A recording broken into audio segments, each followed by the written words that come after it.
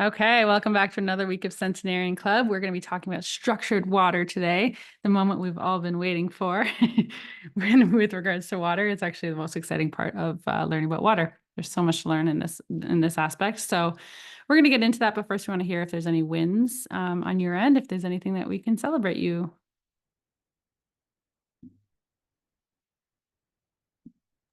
Yes, I had a win this week talking to Dr. Marissa Kenning.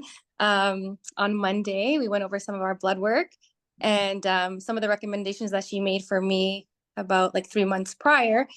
Even though I didn't follow exactly, but I just tried to do little bits and pieces. We were able to raise, we were looking at our ferritin levels and we were able to raise that a little bit. So we were so happy to see that. Even though I wasn't following exactly, that everything helped and kind of fit together. So that was like my little win of the week. So Awesome. Thanks for sharing. Celebrating you. Any other wins?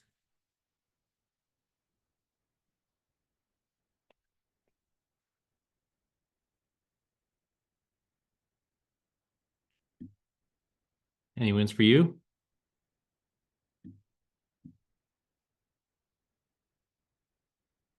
You've been working out a lot, consistent with that. Yep. Yeah, me and my friend are doing Pilates in the morning. So we meet on Zoom and we just share a screen of a 20-30 minute Pilates. Right now we're using on YouTube, just Move with Nicole. She's really good, really peaceful, really nice voice. And it's nice. Yeah, it's easy, 20-30 minutes and then it's done. Yeah. Good job. Thanks. Good job. Thanks so much. Well, I was just thinking my shoulder has been, sometimes it bothers me when I'm playing volleyball if I'm doing a lot of hitting, but the last couple of weeks I started a new league and it's been great. So something has improved with my shoulder health. I don't know if that's less inflammation or just stronger or whatever it is, but it's been good. So hopefully I didn't jinx it, but it's been nice to not have any pain playing volleyball. Good job. Thank you. Okay, any other wins before we move on? No.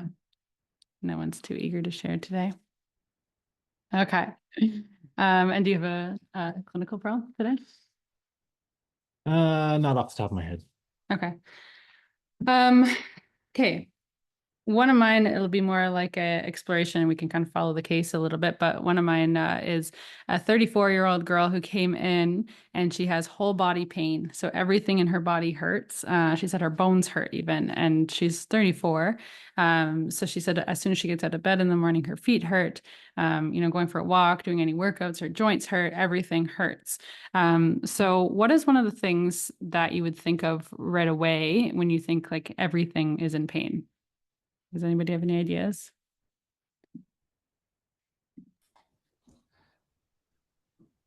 Could it be like a low estrogen in the body? Could be. Yeah, Michelle says inflammation. Yeah. Yeah, inflammation. So it could be low estrogen. We don't know the cause necessarily, but where my mind went initially is if everything hurts, then the body's inflamed, right? Systemically. So we're going to be exploring, with intake and all that.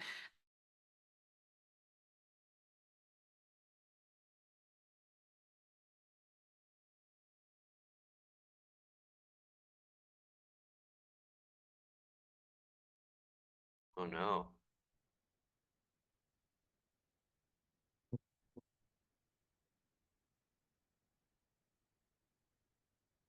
Is it just me or are they frozen? I lost them completely. Yeah. Yeah, me too. Okay, so you take over, Blaze. Yeah. Yeah, gone perfect. from So the- when the body is inflamed. Oh, go ahead. Hey guys. Okay, switching. Keep going, buddy. All right. So- Oh, Blaze is talking. Sorry, go ahead, Blaze. I was nominated here. So yeah, when the body is feeling in a lot of pain, we can immediately think that it is going to be some sort of inflammation within the blood or within the muscles. So Yeah, go ahead. You're killing it. Yeah, so systemic inflammation, yes. Plays on it. So we can definitely explore through the intake. We deduce that it's likely to do with diet. So we're doing a food sensitivity test. You can also do an elimination diet. Food sensitivity testing can be $300 to $400. So you can also do an elimination diet and kind of pick at some of the foods, high risk foods or high risk. The foods that are most common to cause inflammation. There's like 5 top ones. Any ideas?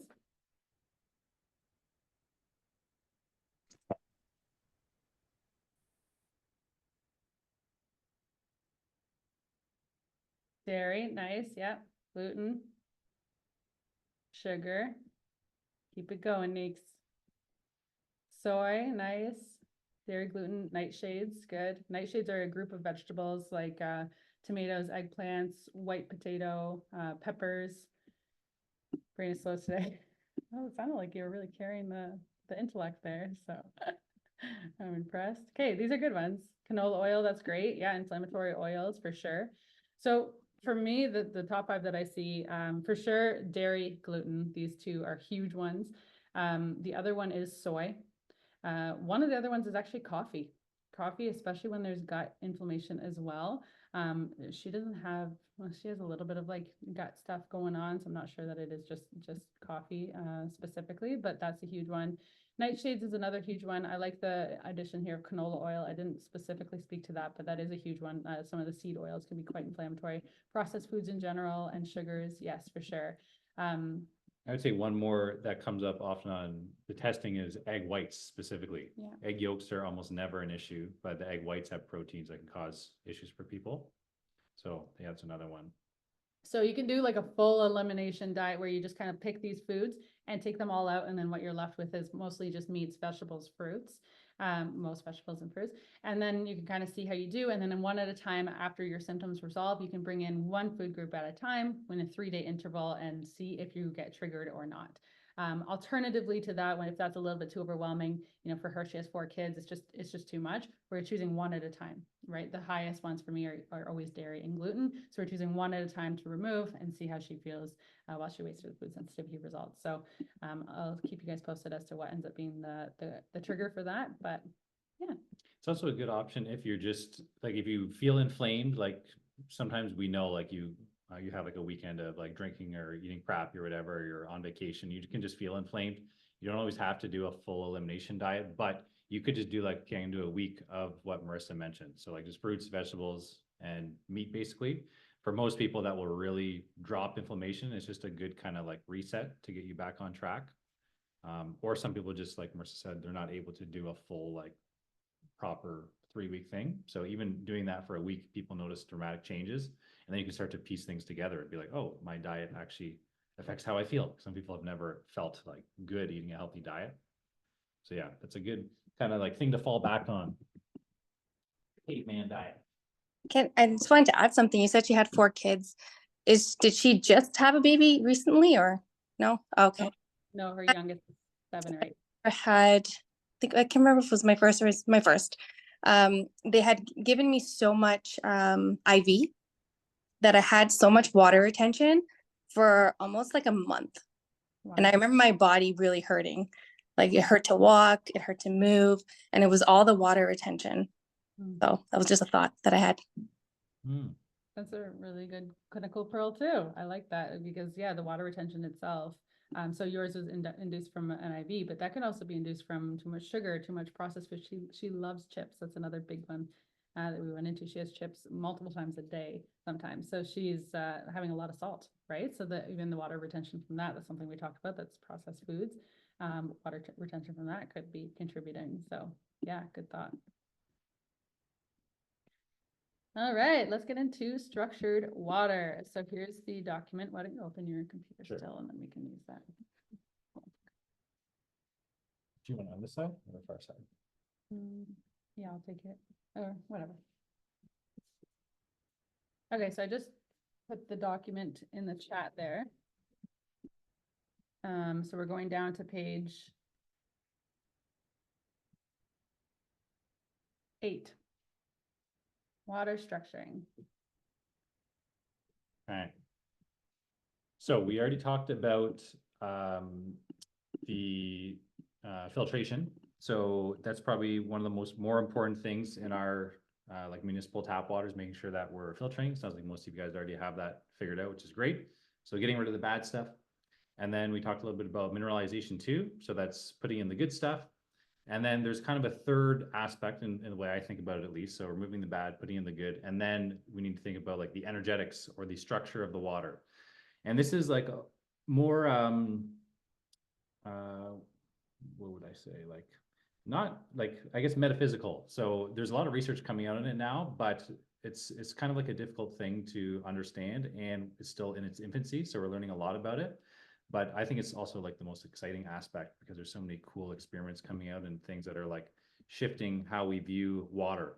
So I think most of us have probably thought about water as just like this, like more of a inanimate object. But now we're starting to see that maybe it's actually acting as more of like a living type of being, you could say. So there's different ways that we can influence water, and that can have various biological effects for us. So part of the problem with talking about structured water is that there isn't really like an agreed upon definition of what that means. So we talked about easy water or fourth phase water initially, and that's more like a scientific way of establishing, okay, there's a certain type of water. It has these certain properties. It acts kind of like a battery in our cells, if you guys remember. So that's very important for energy production. And that has been like well studied in that sense. But then other people are using the term structured water in a different way. And it may be just as valid, but I think there's a lot of stuff going on. So there isn't really like one agreed upon definition of structured water. So I think that's where it gets confusing. But one of the cool things that a lot of people were exposed to initially, and this guy was kind of a pioneer in this work, was Dr. Masaru Emoto. He's a Japanese researcher. And you can see in the document there some of the different pictures of water. So what he would do is get water and freeze it and then take pictures of it. And what he was doing is exposing the water to various types of things. So sometimes he was just getting it from different sources. So like from spring water versus tap. And then in other cases, he was saying certain words to the water. So like positive words or affirmations. He was having people like meditate and project their consciousness onto the water. So various things, and you can just see how cool some of these pictures are and the different crystalline structures that you see. And it's interesting that, I don't know if you guys remember when I was talking about the easy water, one of the characteristics is that it creates this hexagonal form. So it's all like kind of H2O at the end of the day, but it can form in these different shapes, and then that can have different effects in our body. So you see all these, they kind of have that like hexagon shape, almost looking like a snowflake, and they're all very unique too, which is kind of cool. So you can just see like different words that they're saying, like love and gratitude, or before I was playing different like classical music and how that impacts it. This one's cool, actually. It says, I can't do it. You can see how something's like breaking off versus I can do it beside it. It's more of a whole thing. I like this one too, husband and wife, love of husband and wife. And it looks like there's two structures on each other. That's pretty cute. Yeah, so this guy kind of opened up the field of like how consciousness impacts water. And he's a little bit criticized because he wasn't like a formal researcher. And I think some of his other criticisms were that he was kind of like cherry picking which images he liked the most. But still, it has been like validated that these are legitimate pictures of frozen water. So going into this one's pretty cool because it shows the before and after of water. So they took it from a specific part of the world and then, blessed it or used different words or sayings on it. And then took a picture of the structure afterwards. So this one's Tokyo's tap water before and after. 500 people sent their energies of love remotely from different places in Japan.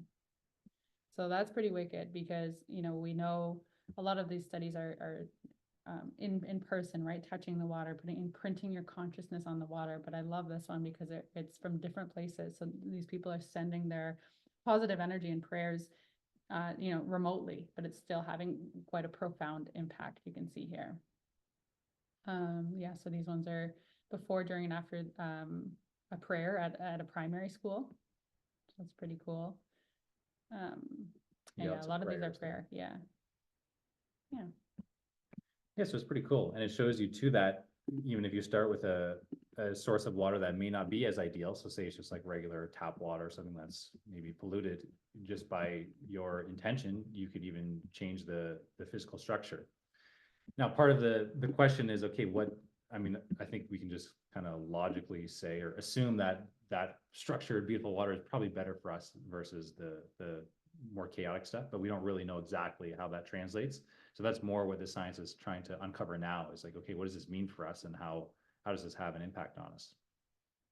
And similar to that is, there's kind of like a newer, I guess, contemporary of Dr. Emoto, called Veda Austin. And she's not like a scientist at all, but she got interested in this work, and she kind of took things to the next level.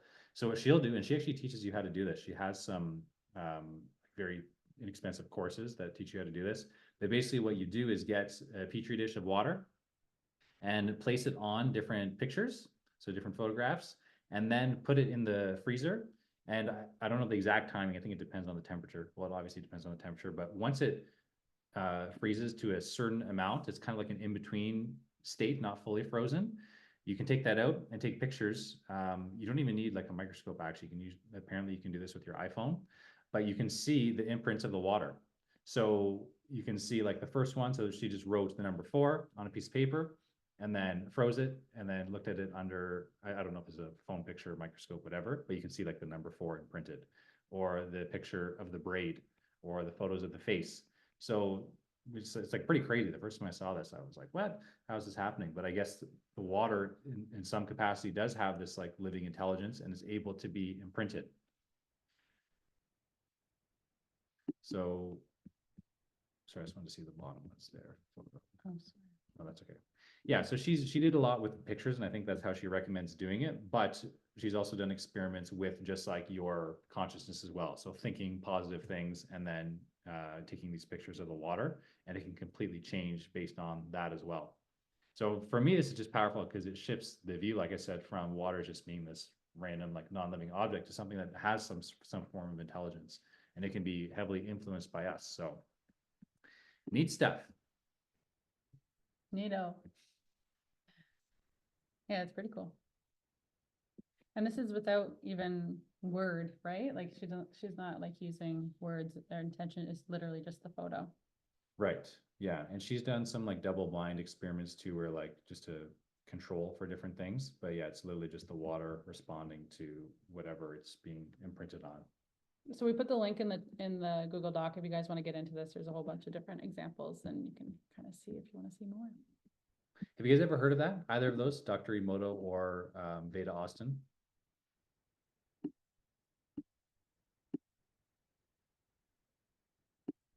No, brand new. The first one. Yeah, I think I've heard, I think I have in the past. Okay. Yeah, like I was saying, it's kind of like a newer area in general, and it's just not how we think about water. So I think there's going to be a huge shift in our water consciousness, if you want to call it that. But this is also probably why something like homeopathy works, which is where you're getting a substance and diluting it like many times to the point where you can't even measure the physical molecules, but it still has a therapeutic effect. So that would be the water that's holding on, is being imprinted by the substance, carrying some sort of like energy or information. And then you're just administering that. You're not actually giving the chemical substance, but it's more, whatever the water is carrying. So you can think of water as kind of like this medium that's able to just be imprinted to absorb this energy, positive or negative, and then yeah, it has some sort of biological effect on us, but that's more what we're teasing out now. How can we create like the healthiest waters for our bodies? What do you guys see as like a clinical implication of this? Structured water, or like these beautiful molecules of water as our drinking water or whatever. Like, what do you guys see as like a takeaway from some of these images? What can we gather from it?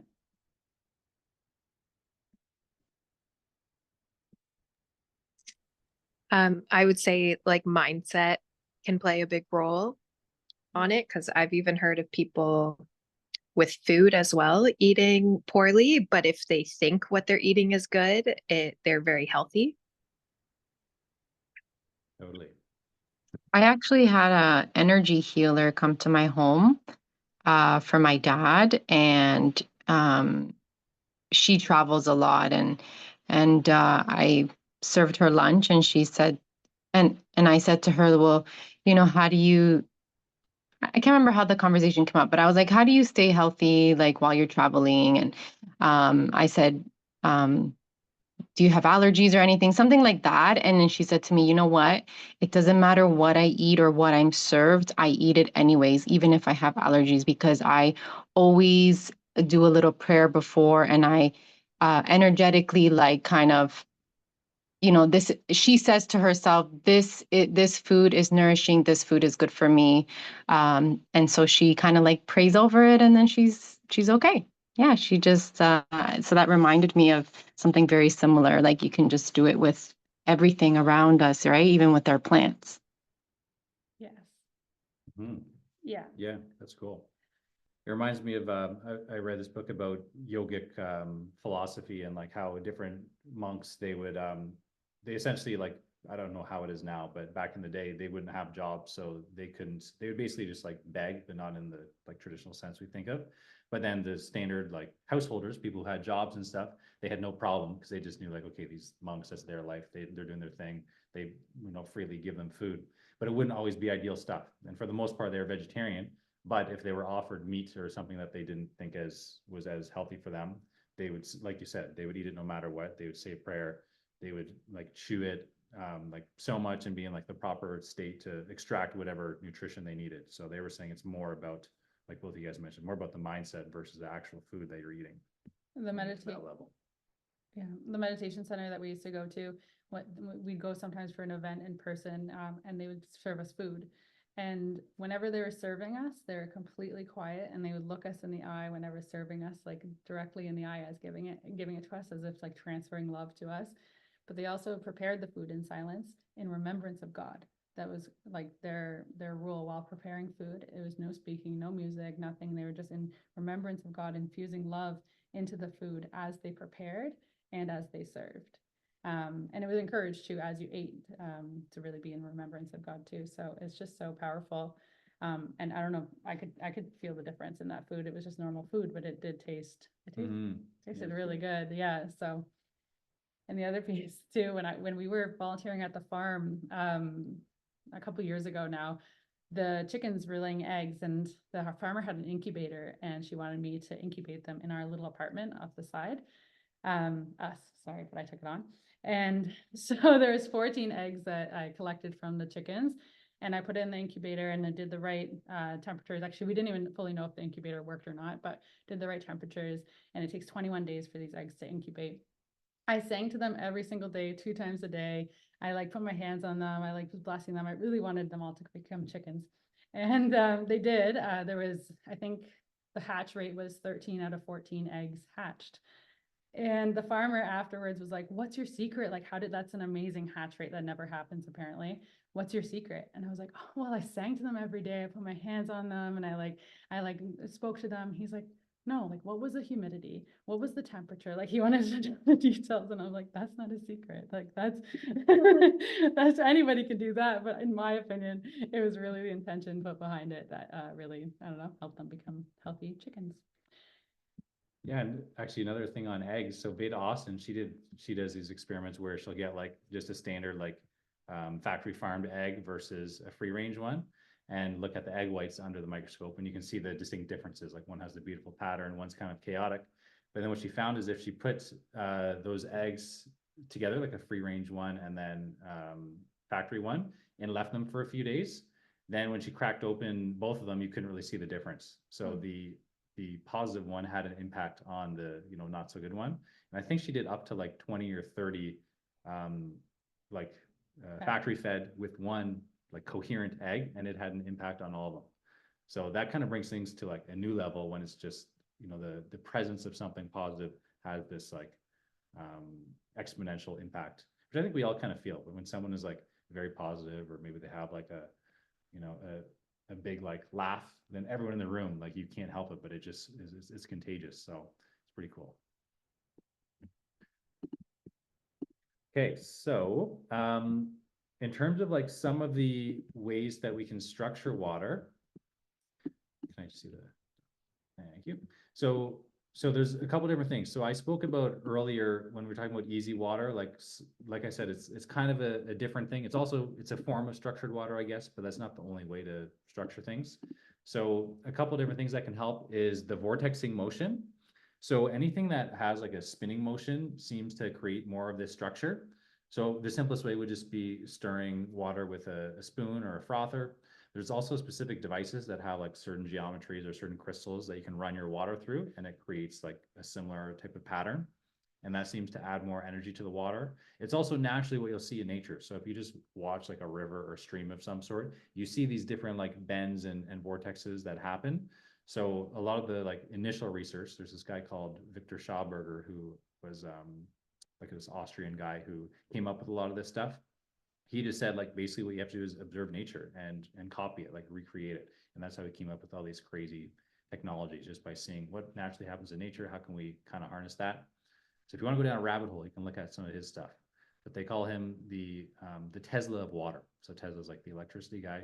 He's the Tesla of water. So he knows everything about water. So yeah, that's one option, the vortexing. Adding some sort of oxygen too seems to be helpful. So again, in nature, when you have like a spring or a river, whatever it is, there's always going to be oxygen mixing in. Whereas like if you just use tap water stuck in these pipes, it's not really exposed to much oxygen.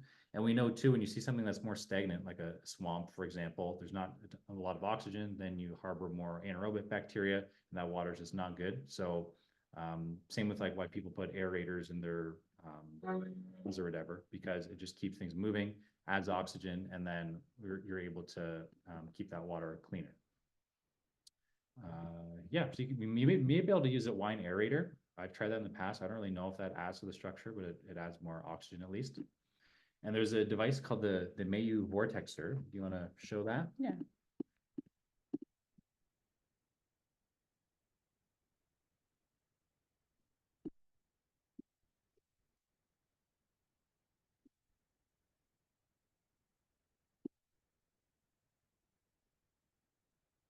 On the mute.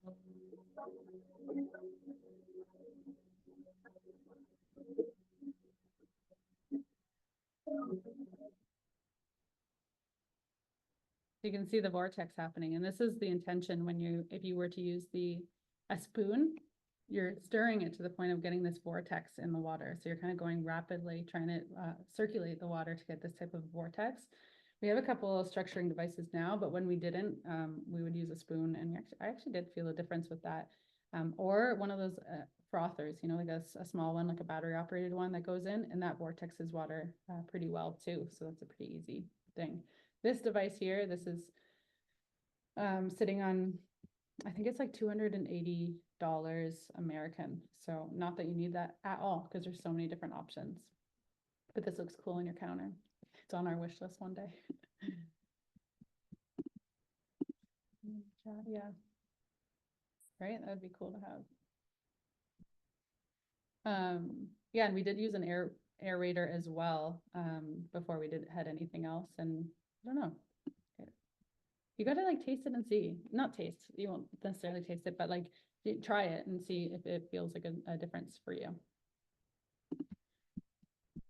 You know, just looking at the tornado stimulations for the kids wonder if it would work the same. Yeah. How do you do that? Is that something that you make? I remember in my dad's office, Jenna, you probably remember this too. He used to have like this little device, and if you swirled it a certain way, it would like create a tornado for I mean, I don't know, it lasts like 5 minutes. So yeah, same. If you can make a little tornado simulator for your drinking water, that'd be awesome. The kids would love it. So light is another thing that will create structured water.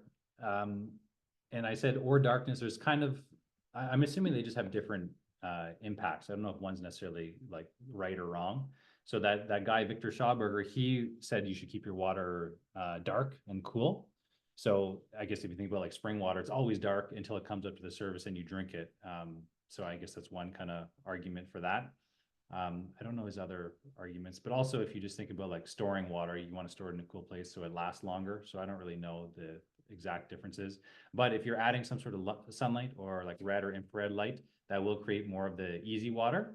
So that creates more of a charge. So some people like to do like solar infusions. Sometimes we do that with teas. So you just water, put some herbs in there and just let it sit in the sun, and then it creates this like tea over time.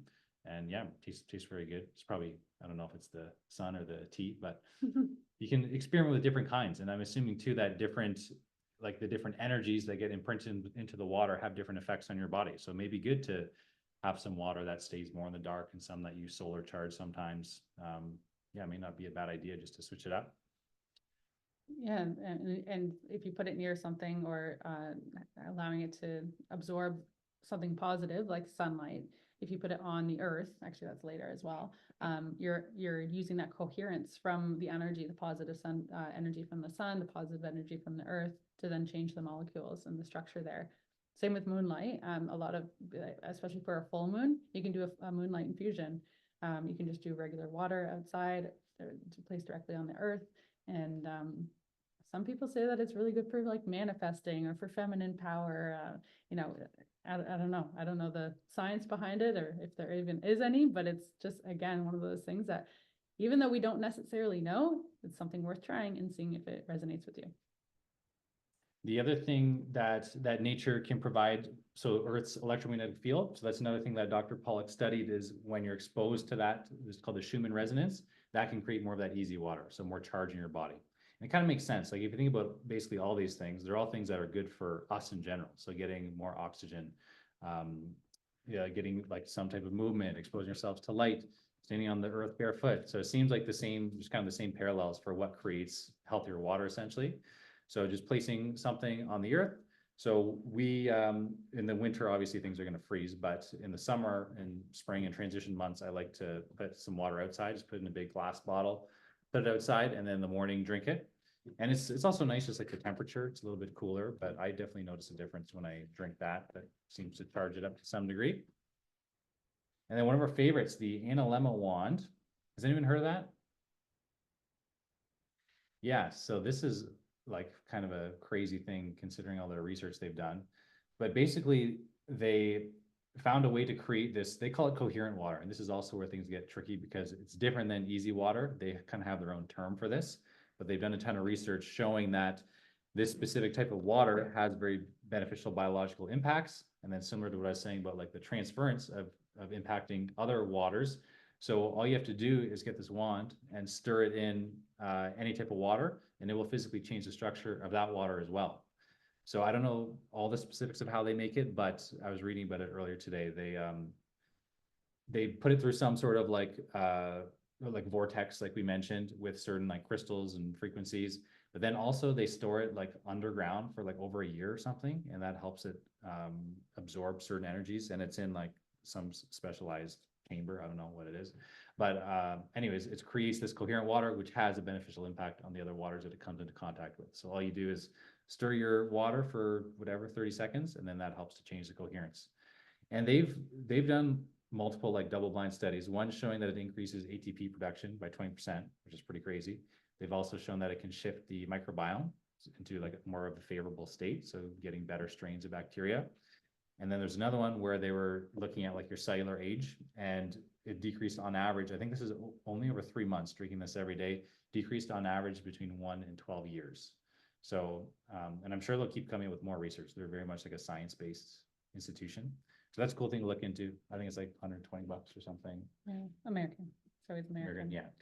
Plus shipping, plus duties. But they use quartz too as the glass. So that's another kind of important thing we'll talk about later on. But yeah, some of the specific minerals that you use or rocks, crystals can have a beneficial impact as well. And I just grabbed the frother that I was referring to before, this little thing that you just, this is what I was talking about, can also just stir and vortex the water.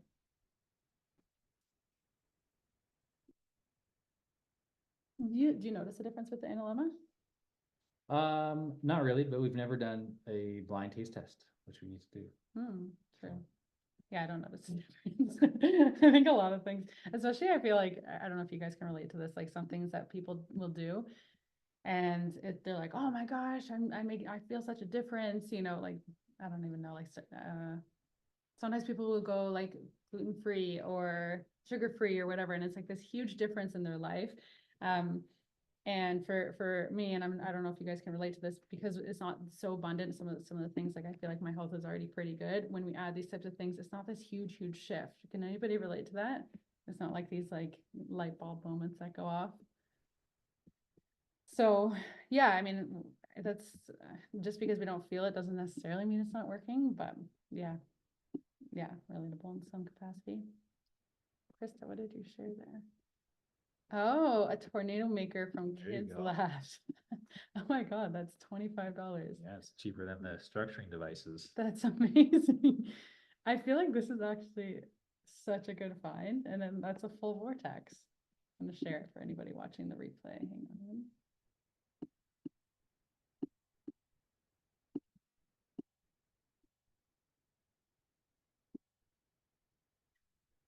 This is a full water vortexer for $25. I mean, this is gonna be plastic. Well, I think so- you put your own but bottle. It says recycle an empty bottle, so maybe you could find a glass one. that fits. Yeah. Okay. Maybe that's our next investment, our next $25 investment for a tornado maker vortexer. Such a cheap option. 3.7 stars though. I don't know. You gotta look into it. Okay, that's awesome. Yeah, find a glass one. You know, like, I don't know if anybody ever, oh yeah, actually Nico and Blaze, you guys had the DeWalt glasses. It's like in the health world, all of a sudden something very normal will blow up for its like purpose outside of what it's actually meant. The DeWalt red nighttime glasses are like welding glasses, but they're perfect for blocking blue light at night, and they're like $12. They actually took them off Amazon now. You can, it's really hard to find, but they have a really deep red hue to the lens. All of a sudden there's like thousands of reviews because it's just like all these biohackers coming in and buying these these types of things. So maybe the tornado's next to be like the hot item to have in the health world. Yes, thank you to Adia.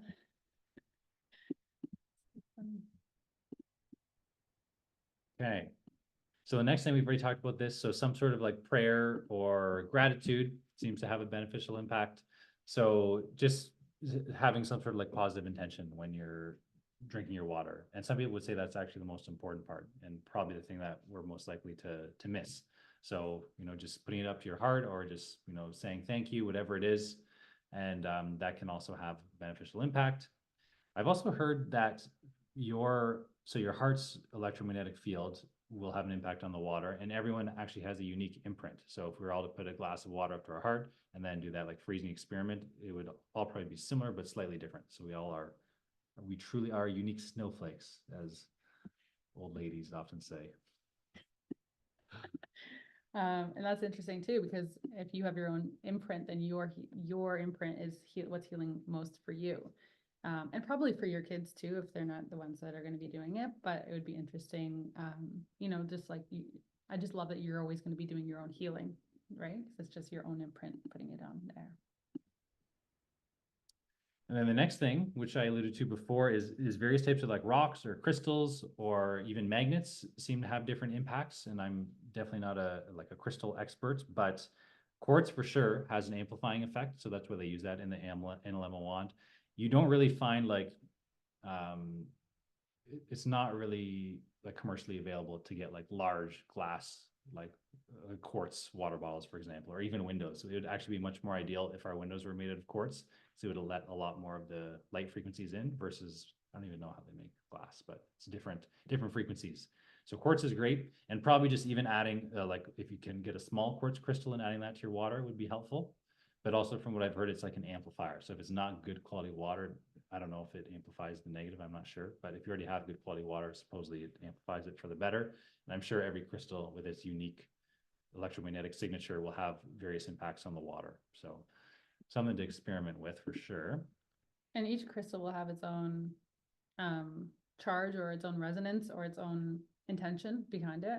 So when you go to like, if you don't know anything about crystals, which we're pretty limited, go to a crystal shop and it'll kind of say underneath what they're like known to be good for, right? So if you're feeling like you need to call in a certain intention, positive feeling, if you need to be more grounded, if there's some stones for fertility, there's some stones for calming an anxious mind, things like that, then maybe it's those stones, and maybe you already have them around your house. Maybe you're surrounding your water bottle with it, or if it feels safe, then even submerging the water putting it in your water bottle can be something that you can try to get that resonance and coherence happening within the water. Trying to find a glass one. There's an amazing crystal store in Bolton called Ethereal. Okay, it's called Ethereal, and she sources amazing stones. We have a ton, and I have quartz stones for our water. Perfect. Yeah, so there's a few around that are, you can feel the difference in some of them that are like really phony holy, and then there's some of them that feel really, really good and pure. So yeah, tune into that when you go into a crystal shop. You always want to be making sure, the right intention is behind the crystal shop and the crystals that are in there, and maybe sourced well and whatnot. But oftentimes you can kind of feel it and feel called to certain crystals. So you can always make your own. Yeah, I learned recently, maybe we can add it here. There's this guy, Dr. Robert,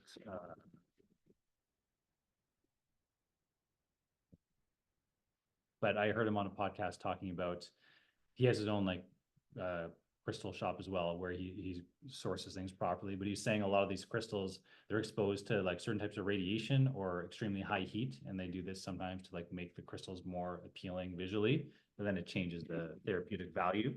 So you need to keep that in mind. I didn't even know there's so much going on with different gems, but I think it makes a big difference in terms of the healing properties based on how they're like, where they're sourced from, but then also how they're processed. Okay, yeah, you can make your own water charging station too. Has anyone heard of Paul Chek? Crazy guy, very smart. Yeah, you can just go through some of the video there. It's pretty cool. So he makes these water charging stations, and this is like very hardcore, and I wouldn't expect any of you to do this on this level. I made like a very small one in our backyard. Hi, everybody. Just thought I'd say hello. I know it's a singing enchanting chamber. Probably close to 500 rocks in here. So it's been a really amazing project. But probably some of you that follow me have heard me talk. Yeah, you can bring it up. It's big enough to go to inside. a point, and we capped it at the top. And we got it small enough that I could put a stone slab on top of it. Yeah, so you get the idea, but yeah, basically he built this like super water charging station and like alternating different types of stones that have different properties. Mine's like not big enough to go inside. It's literally just to like put a bottle in, but you could always experiment with that too, because even if they're not like special crystals, just even stones are going to have, various, different therapeutic effects. Okay. And then, so we talked about this a little bit last time. So just minerals too, making sure there's some sort of minerals in your water is going to help with the electrical charge. So we talked about adding some salt or your favorite electrolytes, lemon juice, etc., all that good stuff, or just natural waters like a spring water is already going to have some minerals in there. Any questions before you go on to the next part? So that's pretty much some like 8 ways to structure your water. I mean, the 8th there, minerals, kind of goes along with the other ones. But yeah, any questions before we move on? We're going to go into some of the other things that can structure your water, and then some of the questions that Veronique asked, and if you guys have any questions. What are you guys going to try from that list? What do you think? What sounds most appealing that you're not already doing?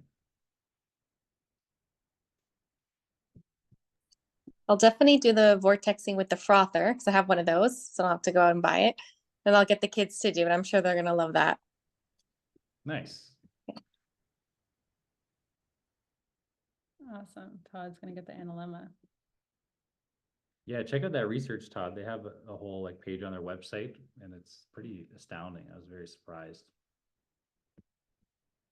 So I'm just gonna try the frother as well. Chris is going to try the vortexing and use the wine aerator. Awesome. And do you have the tornado maker, Krista? I think that should be tried too. I'm actually going to put that link into the document so we can find it later if needed. You ordered it. Okay, awesome. Yeah, I'm gonna look into the Veda Austin like like experiments and learn how to do that, because that'd be a good way to test on your own, because you never really know like what's having an impact. But it'd be cool just to, you know, test out your water as is, do the little freezing experiment, take a picture, see what it looks like, and then add some of these things, like add some light or add some intention or do some vortexing and see how it's changed. And then that might give you some insight. Again, you don't know like, you know, what kind of biological impact it's having, but I think you could just kind of use some of your intuition and play around a bit to learn. I think we have a discount code too for the NLMO, right? We'll I'm not post- sure. Post it in there, maybe. I think we did, because when I bought it, I wanted a discount code, so we made ourselves affiliates. Okay, So these are some things, the next part here, I'm just gonna say like purely from a scientific standpoint. So Dr. Pollock, the guy who discovered easy water, that fourth phase, in his lab, the things that he's found that increase easy water. So especially when you like add it to water. So there's a lot of things he's tested, but these are some of the ones. So ghee, actually, that seemed to create the most exclusion zone water. So maybe there is something to like bulletproof drinks, or, you know, even just in like Indian culture, adding some ghee to your liquids. Turmeric also had a pretty sizable effect. Holy basil. So a lot of these herbs, that might be part of the mechanism actually of how they're having these beneficial impacts on our body. You're saying oxygen, high oxygen environment, high pressure as well. So when people do like hyperbaric oxygen, I don't know if you guys have heard of that, but people who have certain, like, well, it's good for a lot of things, but like concussions or injuries or even like cancer therapies, maybe it's working in that aspect. We talked about the infrared energy. So that could be internal or external. So internally, when you are, Marissa's just playing around with the I like when formatting, things so- are formatted properly, so I'm always. but then I playing it. can't focus, so. Okay, sorry, I'm done. So infrared energy externally would be like saunas or like sunlight or any type of heat, but also the internal generation from your mitochondria. So that's actually also, it's counterintuitive, but that's also why cold exposure can be very helpful too and create more easy water, because you're forcing your cells to produce more infrared energy to heat up. So you can get it from the outside in or inside out, ironically through both hot and cold exposures, and probably a combination of both is ideal. And juicing. So I think we talked about that before too. So juices naturally are very high in easy water, and that's probably one of the reasons why when people do juice fasts, they often report, you know, lots of beneficial effects. So those are some of the more like well-researched things that create easy water specifically. But again, that doesn't necessarily encompass all types of structured water. Some of the things that he's found that decrease easy water, glyphosate, which is a pesticide that's sprayed on many foods, especially grains, non-native EMFs. So that's like your Wi-Fi and cell service and all that kind of stuff. So that can decrease your easy water by 20%. So that's why people say that EMFs are very dehydrating to the body, because it physically is dehydrating you. And 20% is like not insignificant. So just having like your cell phone up to your head or being around that all the time, especially highly populated areas, will decrease easy water. And then the opposite of what we've been talking about with the emotions. So negative thoughts, negative emotions, that will also have a negative impact.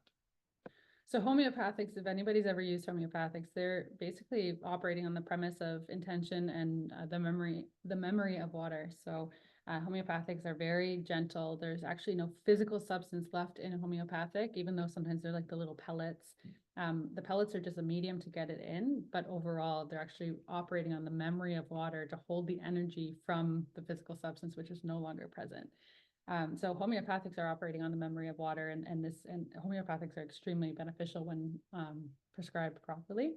But what's interesting is if you leave your phone near your homeopathics, or if you like have it on top of a Wi-Fi router or whatever, it can actually make it less potent, and the homeopathics not work anymore. There's other rules around homeopathics, which are, I don't know how much it has to do with easy water, but there's some like strange rules, like you can't do it after having, you can't have a homeopathic after having mint toothpaste, because the mint, I guess, is just too strong, too overpowering for the energy. So that's interesting. The other thing is it won't work if you're wearing an itchy wool sweater. Super random, but also very agitating, right? So maybe the negative impact of that is too agitating and overcome. So it just speaks to one of the answers to Veronique's question later, is like, how long does the water stay structured? And what we were looking up earlier was, sorry, I'm kind of jumping the gun a bit, but until the molecules touch something that is strong enough to disorganize the molecules. So when we're having this coherence and we're having the structure to the water, it can stay structured until there's an opposing force that pulls it out of that structure. So one of the examples would be chemicals, Wi-Fi, like Andrew just said, stagnation, so letting it sit for too long. Even water filtration system can actually make it lose the structure as well. So you always want to be doing this after you've filtered the water. Why don't we can save those for next time when she's here, and then Yeah. we can just talk about the experiment, because we only have Sure. 5 minutes left. Does that Yeah, work? sure, yeah. Okay. Okay, so we have an experiment for you guys to do. Pretty easy. So it's called the rice experiment, and maybe you guys have heard of it before. But basically what you do is, so I have the instructions there. You're gonna cook 1 cup of white rice and then let it cool. So it doesn't have to be like fully cool, but you don't want it to be like steaming hot. You wanna make sure that you have 2 jars that are very well cleaned. I said like sterilize. You just wanna make sure that there's like no like bacteria or anything that could compromise the experiment. And you wanna make sure both of them are equally clean. So do like really hot water with soap or like vinegar, whatever you want. Just make sure they're super clean, including the jars, or including the lids rather. And then you're just gonna add equal amounts to both of them. So basically like half a cup of cooked rice to one, half a cup to the other. And again, make sure like everything's just like clean and kind of sterilized. And I just want to share a screen so that anybody watching the replay Okay. can be on the same page.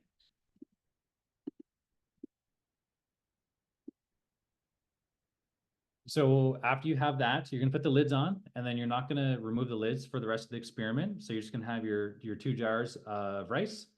One of them you're gonna label as, this is kind of like your positive jar. So you can put a sticky note on there, or some masking tape, whatever, and then write on 1 or 2 positive words or phrases that resonate with you. So you could say the word love, or I love you, or thank you, gratitude, like something like that.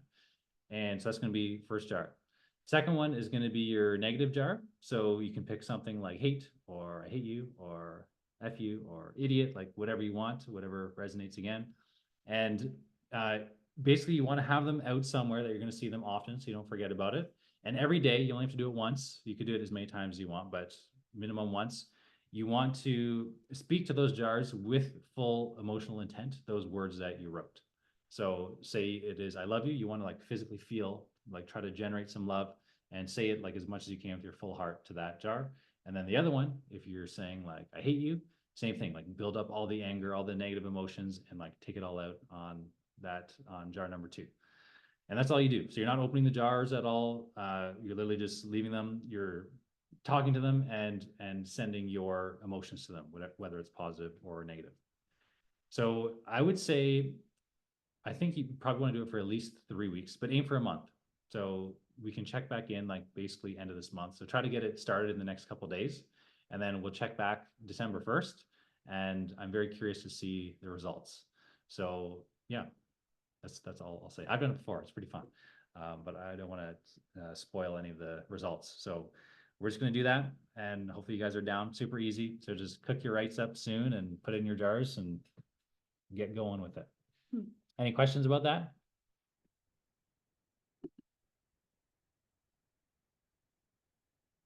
And the jars can be in the same space, even though because your intention, you're focusing on one and then turning and focusing on the other. So they don't need to be in 2 separate rooms or anything. They can kind of be near each other. You get your kids involved too if you want. Yeah, don't do the FU one then. Okay, awesome. Do you guys have any questions about today?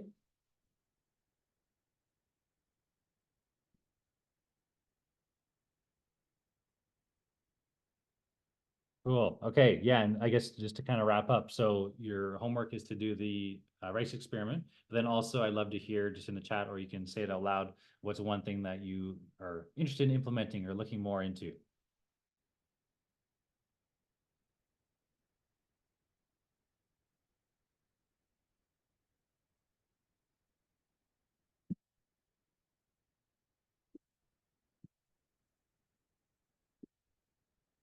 People are Oh, leaving and saying something. Gotta love it. Vortex Vortex at night. Okay, awesome. Awesome. Okay, thanks everyone. Have a wonderful day. And have a happy Halloween. And we'll see you guys next week. Bye. See ya. Bye.